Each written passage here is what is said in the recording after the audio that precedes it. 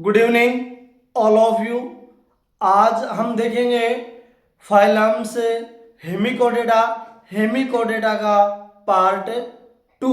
पिछले पार्ट में हम हेमिकोडेटा के बारे में देखा था। हमने बताया था कि जो फाइलम्स हेमिकोडेटा होता है उसके जो एक एग्जाम्पल होता है बेलेनोग्लोसस, उसका जो बॉडी होती है उसमें 3 पार्टों में डिवाइड होती है।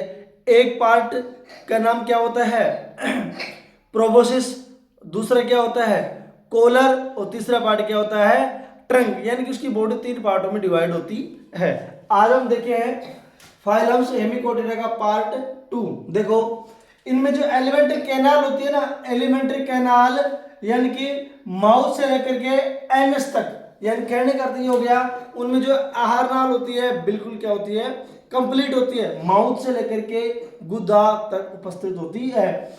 और उसमें जो आहार नाल होती है किसमें हेमिकोडेटा में आहार नाल सीधी होती है एवं यू आकृति की होती है या यू शेप की होती है। आगे देखो इसमें जो एक्सक्रीटरी होता है यानी उत्सर्जन होता है किसके द्वारा होता है ग्लोमेरुलस के द्वारा, यानी कि ग्लोमेरुलस के द्वारा इसमें क्या होता है उत्सर्जन। इसी को हम क्या बोल देते हैं, इसी को हम प्रोबोसिस ग्लैंड भी बोल देते हैं, या इसी को प्रोबोसिस ग्लैंड को हम क्या बोलते हैं शुंड ग्रंथि भी कहते हैं। अब कोई आपसे ये पूछ ले कि फाइलम्स हेमिकोडेटा में शुंड ग्रंथि का काम क्या होता है, शुंड ग्रंथि क्या होती है एक उत्सर्जन अंग होती है, तो हम प्रोबोसिस ग्लैंड को या शुंड ग्रंथि को उत्सर्जी अंग भी बोलते हैं। आगे देखो सर्कुलेटरी सिस्टम, यानी कि इसमें परिसंचरण तंत्र होता है ना, ओपन टाइप का होता है, खुले प्रकार का परिसंचरण तंत्र पाया जाता है।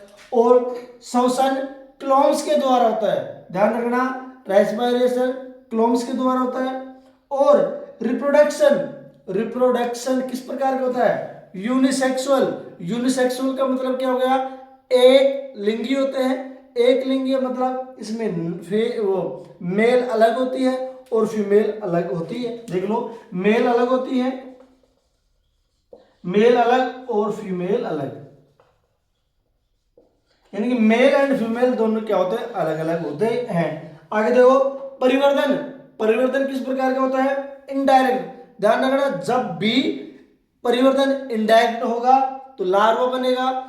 अब इसमें जो लार्वा बनता है उस लार्वा क्या बोल देते हैं टोर्नेरिया लार्वा कहते हैं। आगे देखो एक्सटर्नल फर्टिलाइजेशन, यानी कि जो निषेचन होता है बाह्य यानी कि बाहरी निषेचन पाया जाता है। एग्जाम्पल देख लो बेलेनोग्लोसस एवं सेकोग्लोसस, तो इसके एग्जाम्पल है बेलेनोग्लोसस एवं सेकोग्लोसस।